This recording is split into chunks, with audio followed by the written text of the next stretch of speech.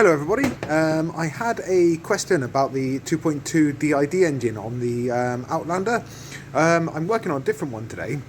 It's actually the older shape, but EGR is on this engine, is down the front of the throttle there somewhere. Here we are, this way round's better, you can see the engine better. There is the pipe coming up from the EGR into the inlet manifold just in front of the throttle body, and you can see the pipe goes down there.